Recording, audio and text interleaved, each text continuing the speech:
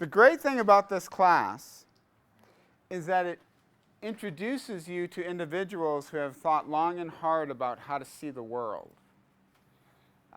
These individuals sometimes see it in a way that we would identify with, a Christian perspective, but sometimes they do a combination of a semi-Christian perspective or a religious perspective, and then they add their own perspective to it. The individual we're going to look at today is steeped in theology, combines it with economics, combines it with sociology, psychology, communication theory. He's one of those individuals that everybody borrows because he was so well versed in so many different topics. His name is Kenneth Burke.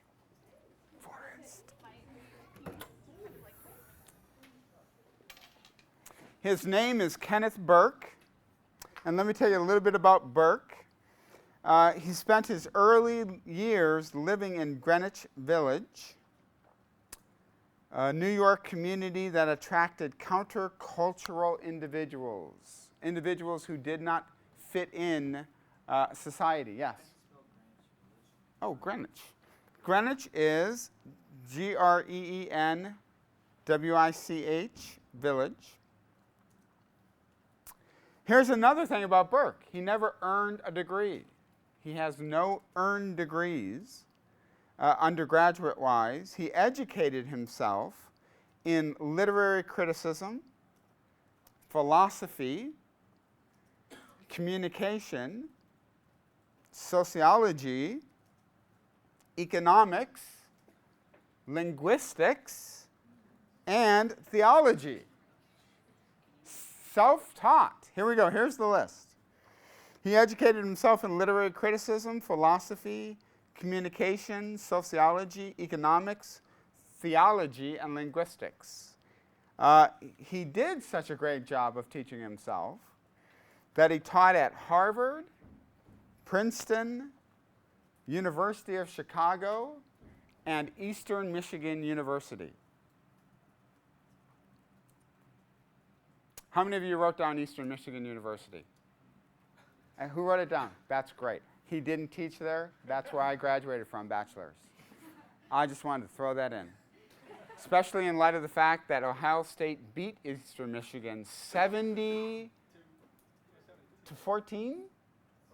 Destroyed Eastern. So I just wanted to include that in that list because we never get any recognition. Yes? Yeah, do you mind naming the universities? Yes. He taught at Harvard, Princeton, and the University of Chicago. And at the time, the University of Chicago was one of the major academic institutions in the country coming in terms of communication theory. Yes? Oh, anybody? I'm hearing voices. Yes? Can you repeat what he educated himself again? Oh, that list again? Yeah. Okay, here we go.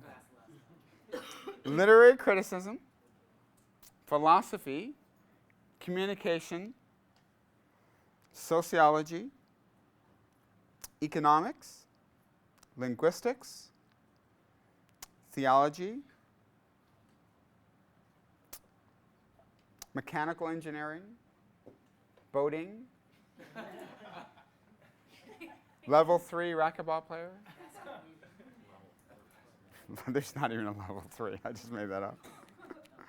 All right, so in order to get Burke, and again, this is a survey class, so we're doing these individuals at a very quick pace, but it's to introduce you to some of the prominent thinkers within communication theory, and Burke definitely is one of those individuals.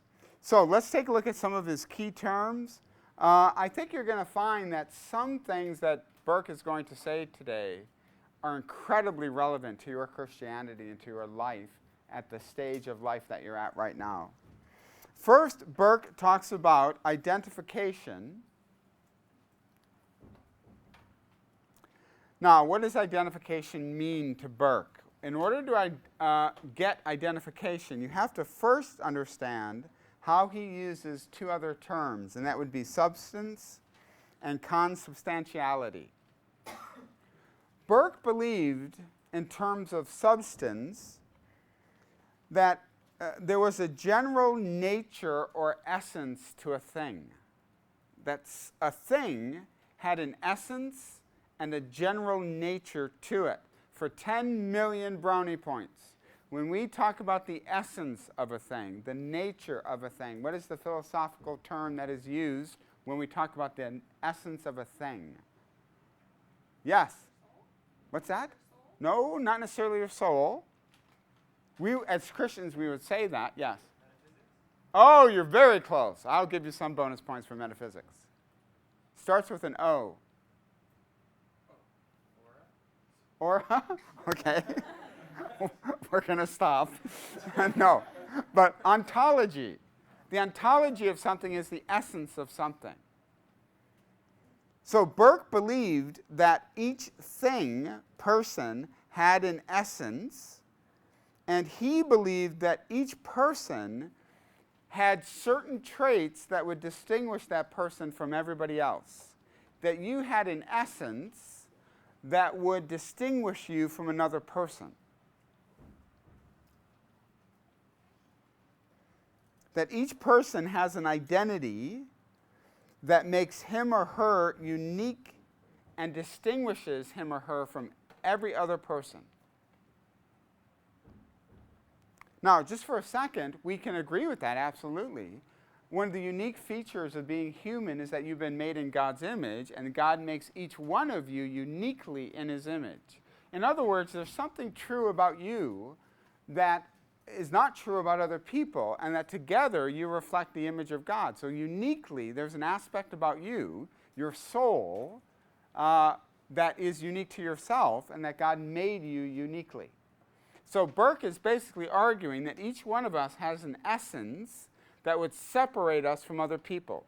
Now, of course, there's one sense that we're all the same in the fact that we're human beings. Okay? So this leads to to a tension that Burke always deals with, and that is, on one hand, we're all the same, right? We're all human beings. However, we often separate ourselves into very different communities, and there are things about us that can separate us from fellow human beings. Consubstantiality is the attempt to get you all to identify with each other. It's an attempt by a communicator to get people to see how all similar we are, knowing full well that we're also incredibly different from each other. So when a speaker gets up in front of an audience for religious reasons, political reasons, that speaker can either decide to try to show how we're all unified, or that speaker can often try to show how we're all different in certain ways, right? We're experiencing an election here in California between Jerry Brown and Meg Whitman, and Whitman wants to get up and to say, on one hand, we're all Californians. But on the other hand, there's a segment of Californians that are of a particular political persuasion that you agree with me, and we really are different from the people who would want to support Jerry Brown. So you see how that happens? President Obama gets up and says, on one hand, we're all Americans. But some of you adhere to values that the Democratic Party would not agree with. So we are united, but at the same time, we're separate. We're all Christians, but are there different kinds of Christians? We can either talk about the church universal, or we can talk about how there's factions and divisions within the church. So every time you speak, you make a decision, am I going to try to unify or divide based on a particular kind of context? Yeah. So the second definition is the attempt to... Yeah, consubstantiality is the attempt to get us to identify with each other.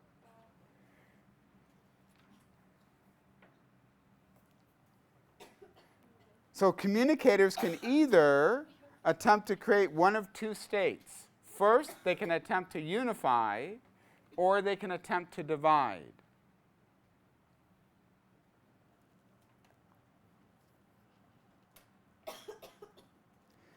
And that's the tension every communicator has every time he or she gets up in front of an audience.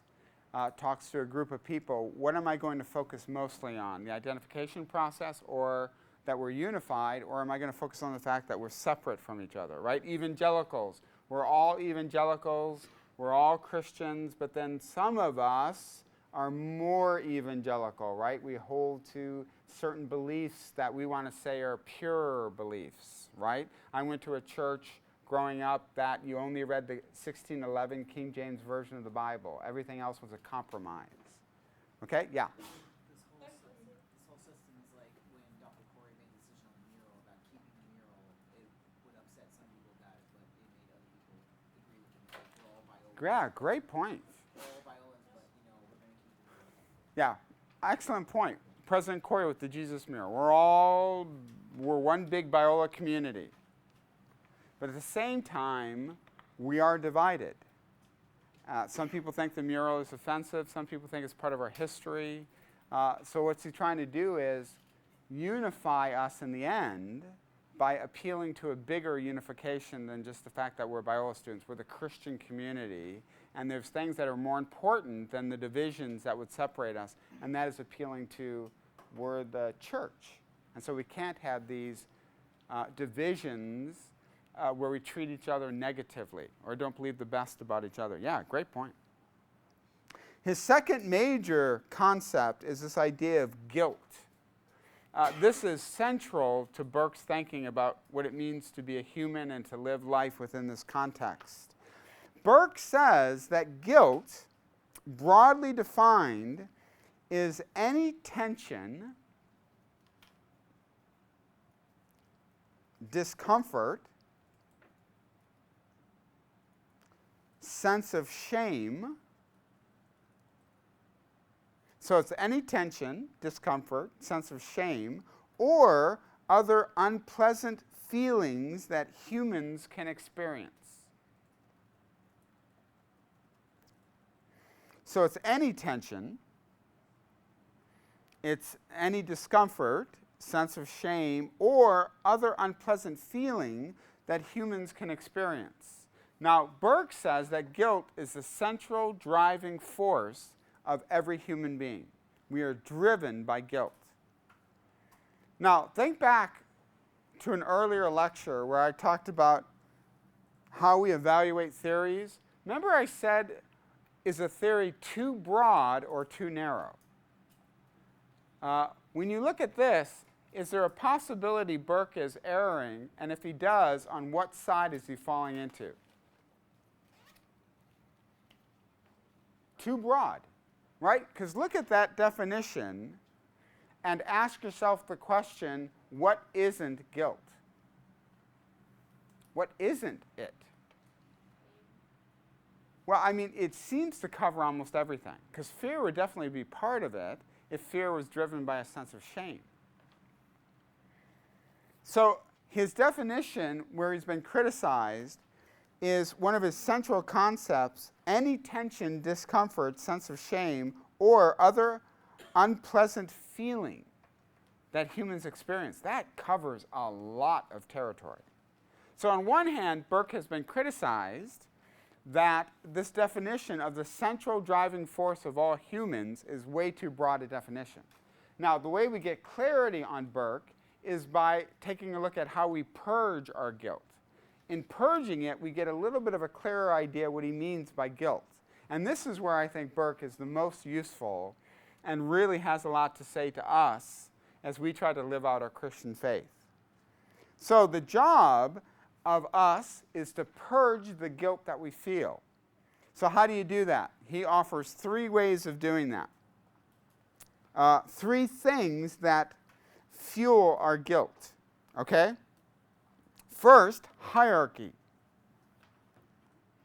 Language allows us to create categories and evaluations that are the basis of social hierarchies, such as socioeconomic class, titles within organizations, and the degrees of status and power. Our language allows us to do that. So this hierarchy will follow you and really put demands on you and tension on you if we allow that to happen. So let me give you some illustrations what I think he means by hierarchy. How many of you graduated from high school? Show of hands. Okay, great. Which is awesome, by the way. It's just a great thing to have done. But don't I remember back in high school, weren't there certain academic awards given for those who graduate from high school within your class? What was that called again? Yeah, valedictorian. Say it again. Yeah, which is what? Okay, the second one. Oh, yeah, there you go. So, all of you graduated high school, which you should feel really good about, but then you realize I wasn't valedictorian. Okay. So now you're in college. Awesome, you're in college. You're a COMM major, which is equally awesome. But you know what's going to happen at the end of this semester? In virtually every semester that you're here, we're actually going to pick COMM student of the semester.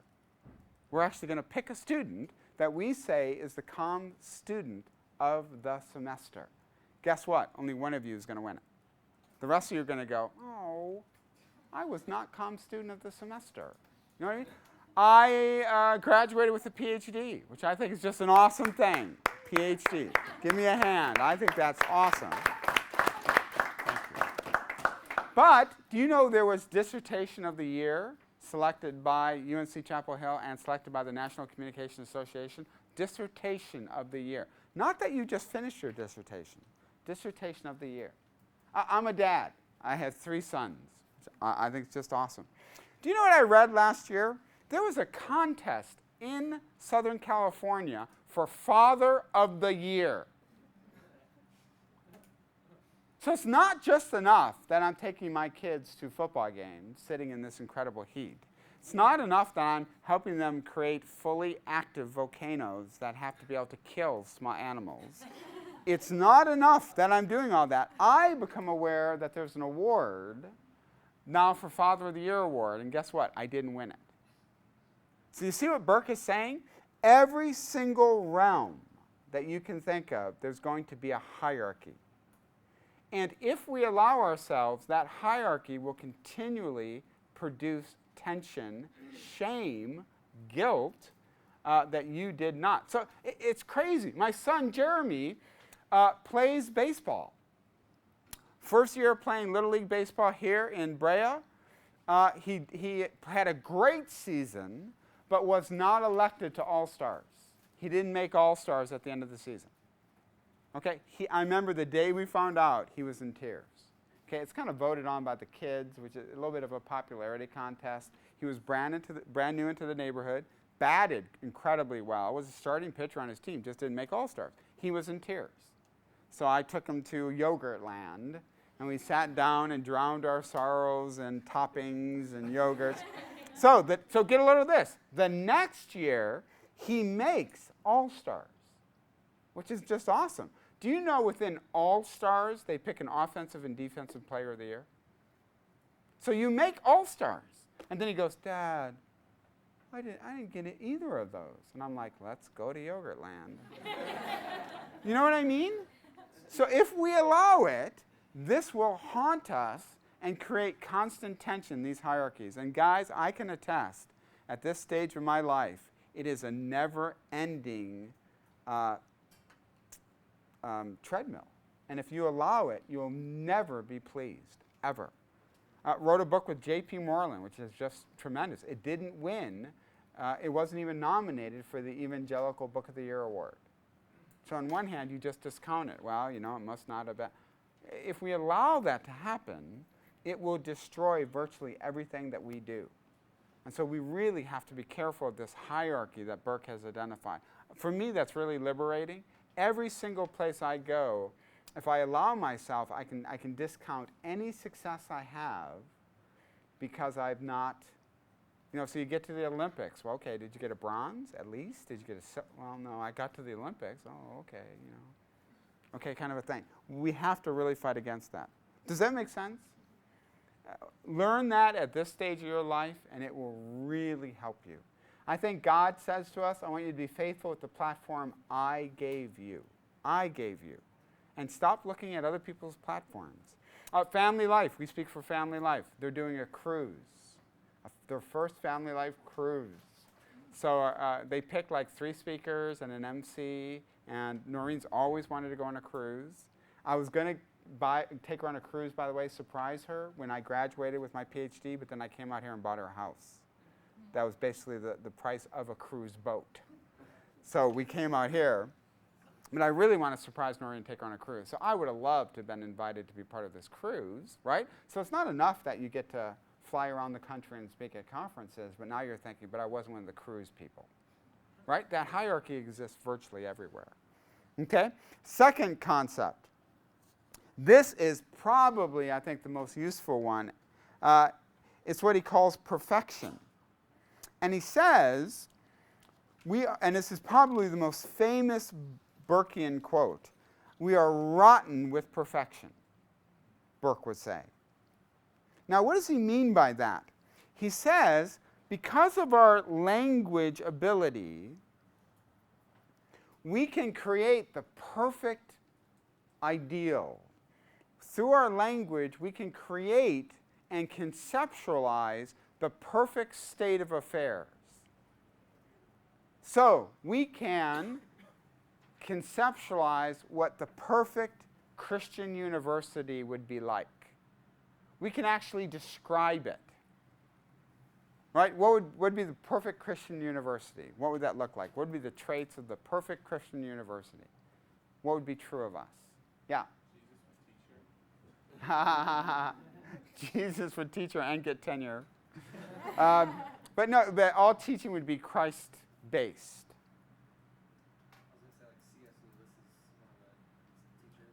Yeah, okay, we're right.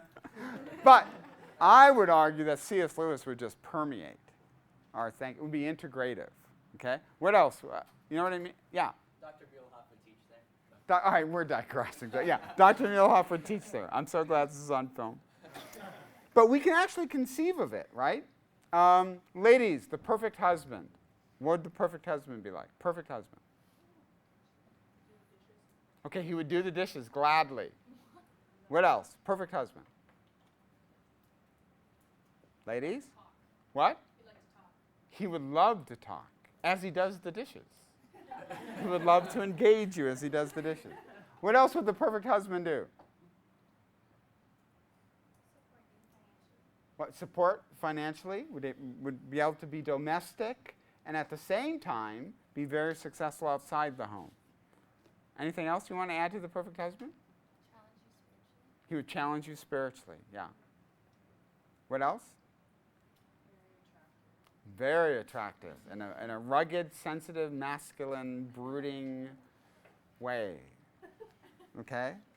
So again, we could talk about, and men, we could talk about the perfect wife. We can actually conceptualize it. Then a really weird thing happens. You marry a person. And you realize this person is great, but they're not perfect. I mean, it's just not an all-package inclusive deal. But we still can think about that, right? What perfect love would look like. What perfect romance would look like. What the perfect president would look like. I mean, all the expectations we heaped upon Barack Obama. Oh, my goodness, that poor man. Who can live up to that? Well, a president who finally is going to do this and balance the budget and handle race. And he's a great orator, and he's a family man. And, I mean, you just start to feel all these expectations. We can conceive of a perfect country. We just can't pull it off. We can conceive of a perfect marriage. We just can't pull it off. We can conceive of what we want Biola University to be. We just can't pull it off. But understand what Burke is saying. You're rotten with perfection. In other words, when you get married, it's kind of hard not to judge your spouse by these really lofty ideals. Right? He'll always love me, always be attentive, always be interesting, always find me attractive, always blah, blah, blah, blah, blah. And you're just like, wow, wow. And I can even sign off on that as a husband. Yeah, I would love to. But, you know, I also am human and have bad days and all that kind of stuff. His key statement is, if we couldn't conceive of perfection, we wouldn't feel guilty about falling short of ideals. So you know what I kind of do with this perfection thing? I take a look at individual faculty members here and the great things about them, And I kind of think I should have the traits of each one of these guys. You know what I mean? So, one professor is brilliant, just brilliant, is publishing in all these journals. Then you got another one who's just so sensitive and kind and always has time for students. And then you've got another one who's really funny. But then you've got another one who's just profound. And after a while, you're like, I just need to do all of these things. And by the way, we give out faculty awards. At the end of the year, we give out faculty awards for scholarship, best scholar of the year at Biola, best teacher of the year, best mentor of the year, best service to the community a year. So every year you get to sit there and go, okay. Yeah, okay, good. Yeah. So every year you just sit there and you go, oh. Did you win one though? I have.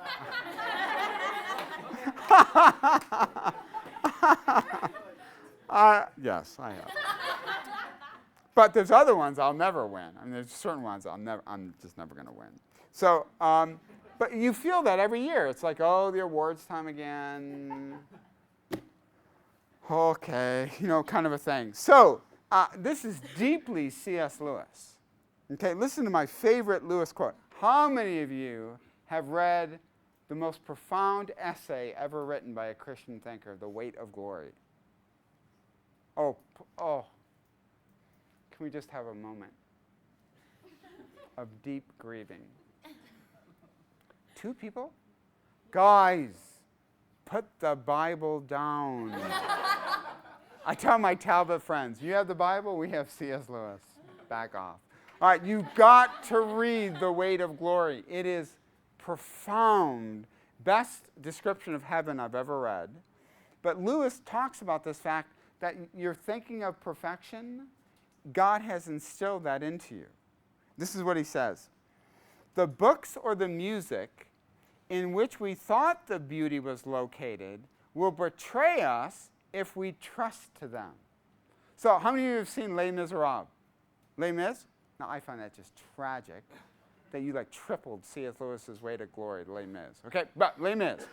I saw Les Mis. We were heading off to the Soviet Union for a year to live, and they got all of us together, and we were in New York. We were going to go see Les Mis, and I was sitting there thinking, on my last night in New York, in the United States for a year, and we're going to go see a musical? And somebody said, yeah, no words are spoken. It's all sung. And I'm like, oh, this is going to be boring. This is just, I tell you what, Les Mis is one of the most powerful things I've ever seen. I mean, we walked out of there and we're all singing, red, the color of, it's like, it was crazy. I bought the cassette. This is how long ago this was. I bought the cassette. I took it with me to the Soviet Union because I thought, this is unbelievable. And on the plane ride to the Soviet Union, which takes half your life to do, flying there, I listened over and over and over to Les Mis. And you know what happened? Every time I listened to it, it decreased a little. It decreased a little. The power of it, the majesty, that moment decreased a little. Why? Lewis is saying, yeah, Les Mis stirred all of that in you. It wasn't Les Mis. It was God speaking through Les Mis. Because what did we see in Les Mis? Come on, the perfect love story. Do you know in the novel that it's based on, the 2, Marius and Cosette? Yeah. Okay, they fall in love in the book without ever speaking to each other. They fall in love sitting on park benches, looking at each other, and they fall in love, a love deep enough to survive the French Revolution. Okay, so we're looking at that kind of love. We're looking at freedom, patriotism, a dad's love for his son. We're looking for forgiveness, all this kind of stuff. And you just see it and you go, oh, if life could be like Les Mis. And it's like eating a bag of Doritos. You know what I mean? You can't stop. You can't stop. You're like, this is making me sick. I am going to throw up. But you can't stop. Les Mis is like that. Lewis is saying the books or the music you thought it was in, it wasn't in those. God was speaking through that moment. Okay, so he goes on. It was not in them. It only came through them. And what came through them was longing. For they are not the thing itself. They are only the scent of a flower we have not found, the echo of a tune we have not heard, news from a country we have never visited. So guys, when you think about that perfect husband or wife, that perfect romantic evening, that perfect romantic date, that perfect boyfriend-girlfriend, what you're longing for, Lewis said, is God, but you're settling on and putting too much pressure on your marriage. I mean, my marriage book, the last chapter, I said, hey, this last chapter doesn't come from a communication scholar. This last chapter doesn't come from a marriage therapist. This last one comes from a man named C.S. Lewis, who said, a great quote, "When I have learned to love God more dearly, I have learned to love my earthly dearest even better." Why? Because I can come to Noreen and say, I don't demand perfect love from you. I'm getting that from God. I don't demand perfect obedience from my kids because I'm getting that kind of affirmation from God. When we place everything on the human stuff is when no president can do that, but God can. And we're actually longing for a divine president. We're longing for a president who actually takes on godlike qualities. And Lewis is simply saying, no, no, no, that's God. Don't mistake Les Mis for me. Don't mistake love for me. Don't think your career can do what only I can do. So what did Augustine say? Your hearts are restless till they find peace in God. So if we find peace in God, guess what? We can accept our non-godly, perfect spouse sometimes, right, who has really bad days. It's so funny. Noreen would say to me, guys, what we do when we're dating is just ludicrous. What we do, you know what I mean? It's just, did I tell you the story when she had the flu, what I did? Did I tell you? We lived next to each other in an apartment complex in Oxford, Ohio. Noreen had the flu one day. We're dating. We just started dating. Okay, think about that. We just started this whole deal, okay? Noreen has the flu. I know that. I go and borrow a breakfast tray from across the hall. As a matter of fact, I borrowed a pot from them as well. I made Noreen soup, stuck it on this tray, found a book of poetry. Knock on the door. Noreen opens, cracks the, oh, Tim, you do not want to be around me. I'm really sick. I have the flu. I said, Noreen, come on. God's sovereign, right? And you need comforting right now. So with Noreen, sick as anything, she's sitting on the couch, her feet are kicked up on my lap, eating soup, and I'm reading her poetry. Now, flash forward. I'm in graduate school. We got small kids. Noreen's got the stomach flu in the bathroom with the door closed. Now, I'm like, what, push dinner back a half hour? 45 minutes? Noreen's like, I just need honey, I need a hug. I'm like, oh, see, honey, I can't get sick. Oh, I can't get sick. I got classes I have to teach. I got a paper. Honey, it's like just a hug. So you're like,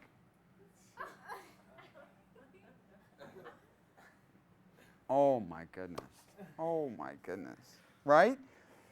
So it's the ideal of the perfect husband, the perfect wife. But when you actually meet human flesh and blood, you're going to be very disappointed if you're expecting your spouse to be God. It's just not going to work. All right, does that make sense? It's so funny. I finish speaking at these marriage conferences. I look at Noreen and I say, I'm so sorry I do like half of what I just said. I think I believe all of it. I'm just really sorry. Noreen said to me one day, you know those love letters people write? That you tell people to write and you explain it, how to write a love letter, and this is really great, and your spouse is going to treasure this. And I said, oh yeah. She said, that'd be nice to get one. I was like, the calligrapher right now said they'd be done on Thursday. It's actually being worked on right now. It's the photos I've added to it that are taking all the time. I can give you the rough draft right now if you want, but I just thought it'd be more special to have. I'm making it into a musical. It's in right now. I'm waiting. Oh my gosh. All right, then the negative. The negative. Humans were created with this idea of the negative. What does Burke mean by that? He means the negative means it's our moral capacity to say no. That's the negative. Or he says, we have the capacity to say, thou shalt not. We actually have this moral capacity to do that. So, Burke will say, virtually everything you can think of, any concept you can think of, there will come a time within this concept where you're actually going to say no to the concept. Doesn't matter what it is, any concept. Like God, for instance, okay? Is God a great concept? Is the love of God a great concept? We'd say, yeah, absolutely, it's awesome. One of the primary reasons we were created, to love God. But Burke would say, even within that, there's going to come a moral component where it's not good to love God to the extent that we do. So now think about that for a second. Even within loving God, what would be the moment where we actually say, I'm loving God too much?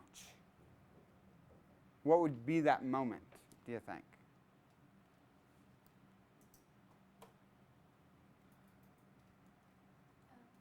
Yeah. If we want to kill ourselves so that we can be with God? Sure, committing suicide in order to be reunited with God.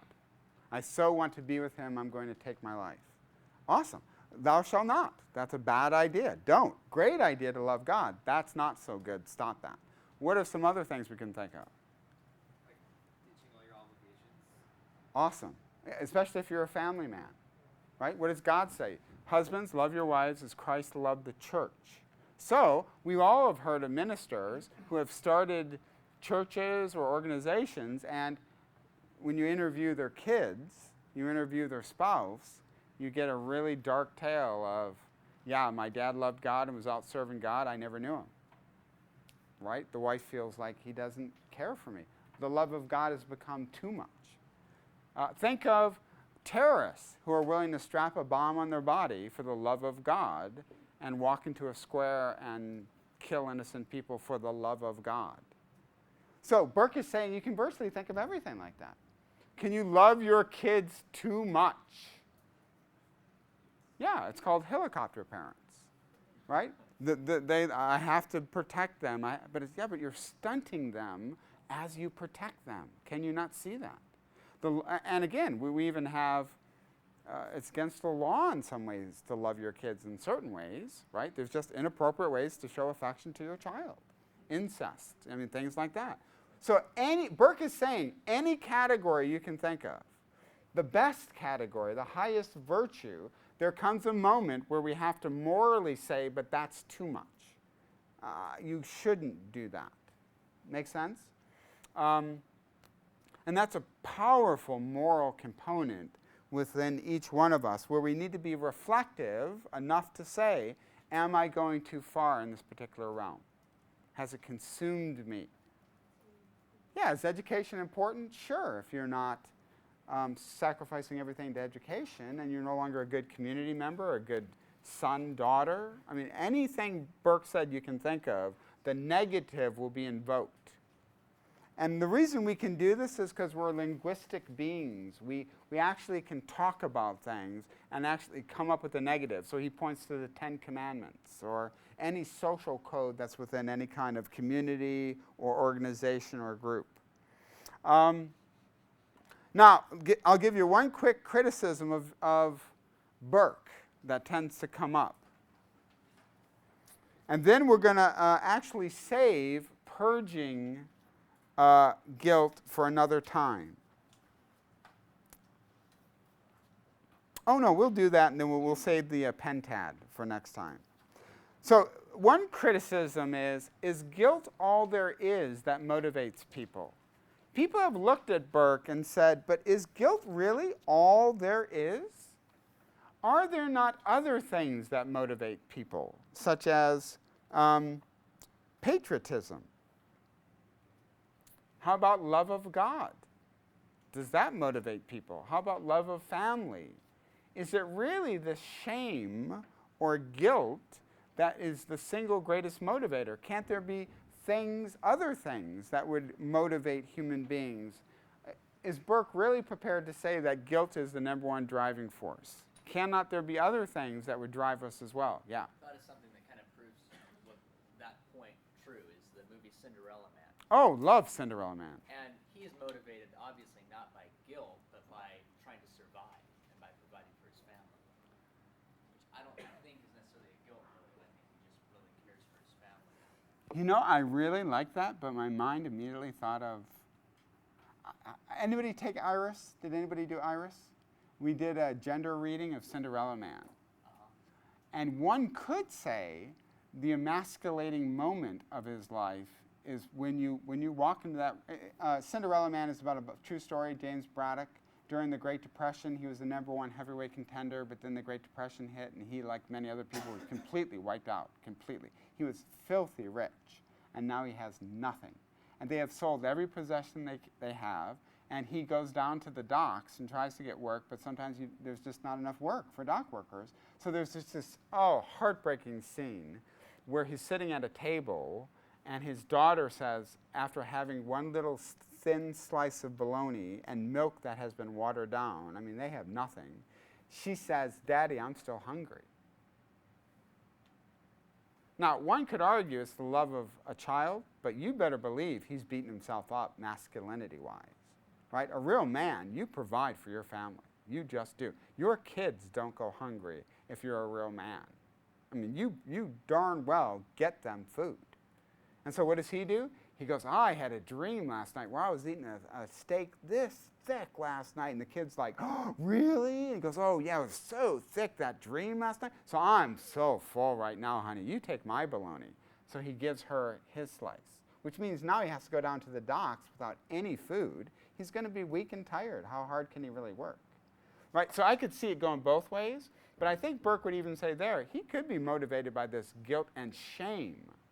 Remember the horrible scene where he actually goes back to Madison Square Garden.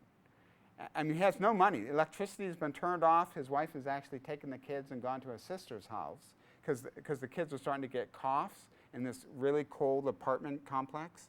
So he actually goes to Madison Square Garden where people still have money, and he walks in, literally takes his hat off.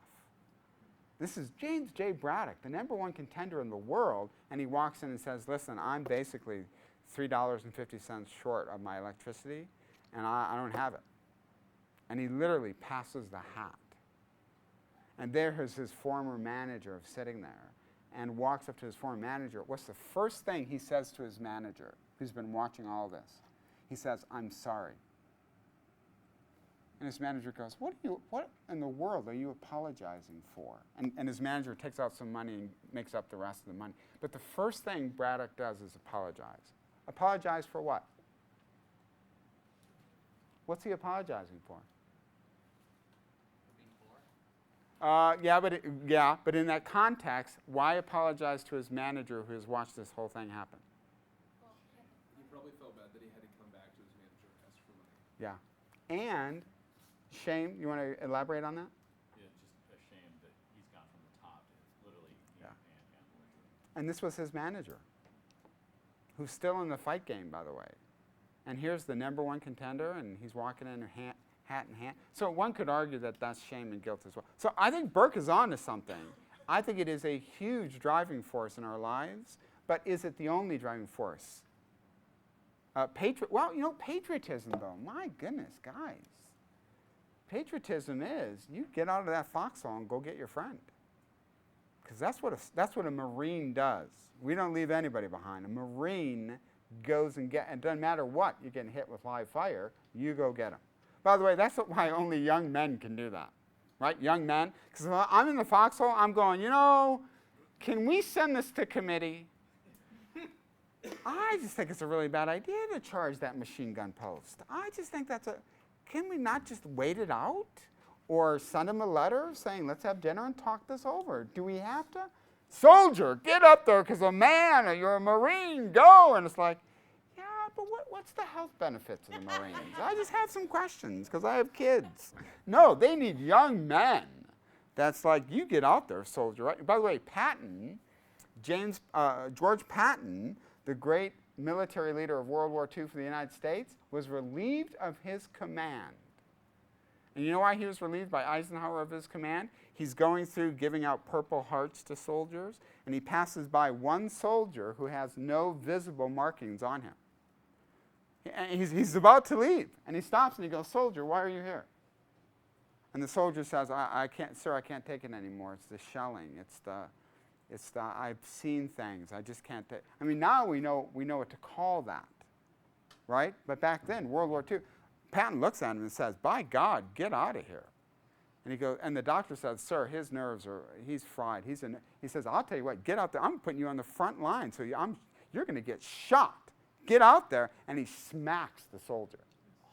And Eisenhower learned about that and made him apologize to the soldier, a public apology to the whole platoon, and was relieved of his command for doing that.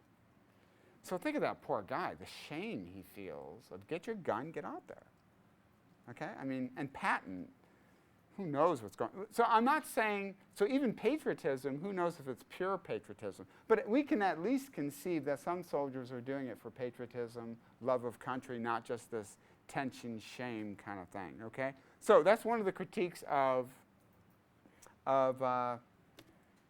Burke is he giving too much to guilt? So let's talk about purging guilt. How do you actually purge it? Burke had two ways that we purge our guilt. Hierarchy, perfection. The negative is what fueled the guilt, but how do you actually purge it? This is what Burke said. Two methods. One, mortification. Two, victimage. First, mortification. That's where you blame yourself. You blame yourself. A person is accused of wrongdoing, acknowledges it publicly,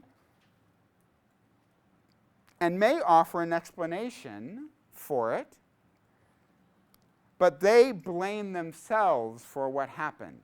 Burke called that victimage. I'm responsible for this happening. Very interesting. Yeah? Wait, so that's mortification or victimage? Oh, mortification is blaming yourself.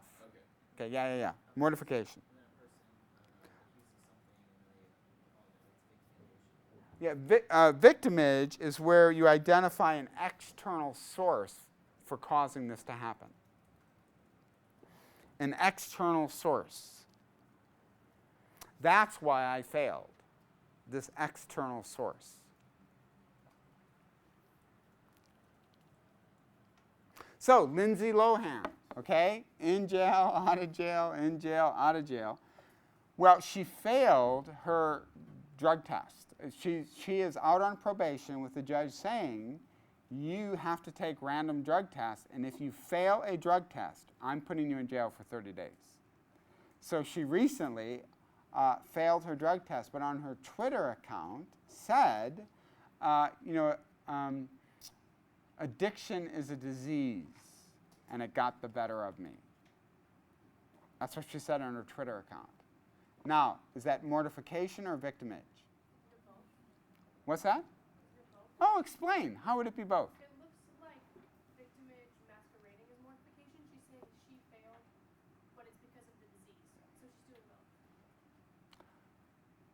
Though maybe heavy on the victimage. Because the disease got the better of me. It would have been different if she said, yeah, I failed the drug test, and you know what? I need to be accountable for my actions. That probably would be mortification. She could come out and say, I'm a very weak person, and I'm sorry I let down all my fans because I'm just a weak person and I'm not doing well. That'd be mortification. Victimage is, it's a disease that got the better of me. Right? Could be that kind of thing. Yeah? She could just admit that she is a weak person, and that would probably be better instead of blaming someone besides herself.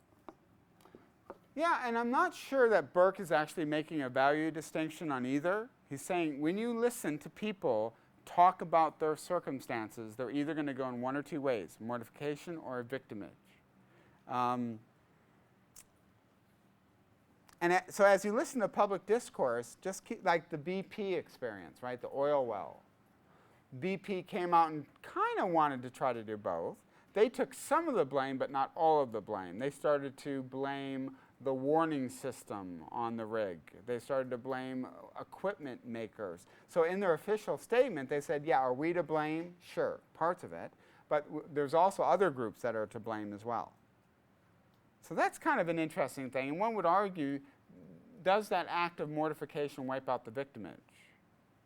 I mean, does victimage wipe out mortification? That's an interesting thing to think about. But these are the two dominant ways that people tend to try to release their guilt.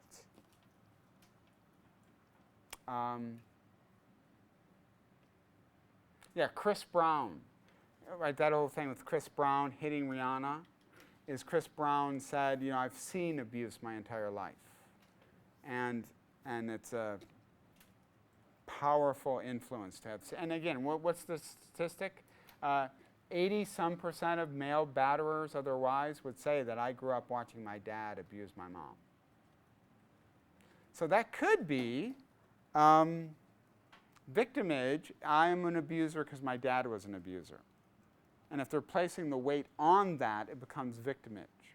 Mortification is, yeah, I hit a woman, it was despicable. I feel horrible for doing that. That's mortification. Yeah. I just think we tend to respect mortification more than victimage. Well, I don't know. How would you react to that? What do we tend to respect more? Yeah, I think we would for mortification because you're like owning up to your mistakes rather than like hiding behind something else for victimage. Okay. Even if it is valid. And it could be valid. Yeah, go ahead. But what if, like, your company, like, the oil spill, like, what if, like, you can't just take all the blame on yourself if it's not all your fault, because then nobody's going to ever, like, you're never going to get, like, customers again or whatever. I mean, if it's somebody else's fault, why wouldn't you give them a little bit of the blame? Just to take Yeah. That's, like, it sounds selfish and terrible, but it's how, like, people are. Like, sometimes we need to give the blame a little bit. Yeah. And in my rhetoric class, we would immediately step back and talk about rhetorical goals. What's the best goal for BP to do? Do you just stand up and say, listen, it doesn't matter if we used that equipment. We used it.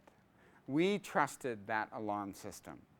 You know what? Maybe we should have been, in hindsight, maybe we should have been more diligent in our end to have set in safeguards. Okay, that's a pretty articulate mortification.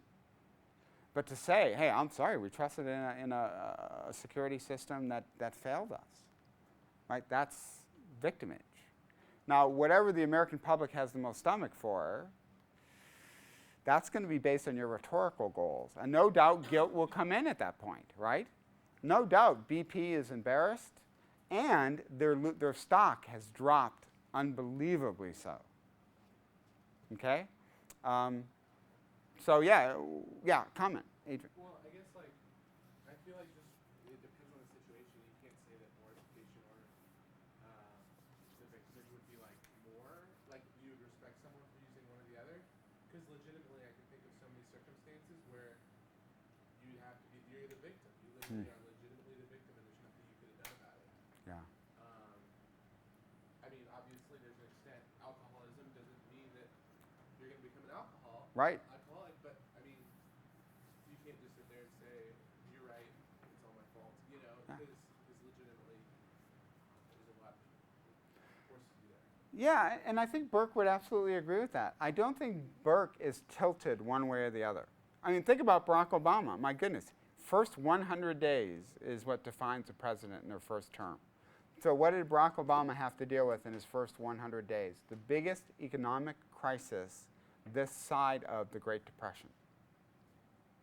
So how do you then get money to do your program, your 100-day agenda, when the country is talking in terms of the Great Depression? I mean, I don't know if you still realize how bad off we are as a country economically. I mean, California is just almost bankrupt. And people are losing their houses. Jeremy's junior high, there's no sports, music, or art. Gone. They didn't even want to have crossing guards for the Country Hills Elementary School until parents just showed up one day and they started being crossing guards. And the officials, school board came and said, you know, you really can't do that because if for some reason you allow a child to cross and they get hit by a car, we're on hook for that. The school system is, even though you just went out and volunteered your time. You're not liable, we are.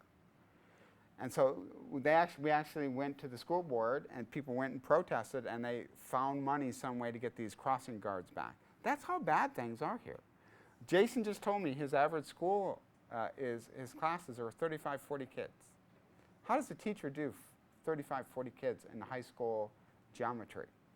So on one hand, President Obama could stand up and say, yeah, my agenda is not passing like I want it to. What's the reason for that? That's a tough rhetorical moment for a president. How much do you just say, listen, I don't care what the economic times are like, I'm the president, I ought to be able to pass my agenda. For goodness sakes, we're a majority in the House, right? We ought to be able to pass it. Well, people are getting slaughtered economically and kind of mad at government, and that's why even some of his Democratic constituency are bailing on him right now. But how he frames that is victimage or mortification. And Burke said, really listen, and then we could, in our own lives, say, what do we tend to lean towards, victimage or mortification in our own lives? That's kind of interesting. I'll never forget, I'll close with this. You have these defining moments in your life as a believer. They're just defining moments. And I'll never forget when my son Michael was born. One, ladies, on behalf of all men in the world, can we just say you're the stronger of the sexes? Okay, watching my wife give birth. Seriously, ladies, if it were up to men to continue the human race via childbirth, I think men would get together and say, we've had a good run. What's on TV? I mean, it's just unbelievable what Noreen went through. Okay, but he was born. Michael was born. And I felt the Holy Spirit say to me, I really did, in a powerful way, just say to me, stop complaining about your dad. Okay? You're a dad. Do it differently. Honestly, I felt driving home, I was like, oh my goodness. And the Holy Spirit said, okay, yeah, there's things you regret. Yeah, but you do it differently.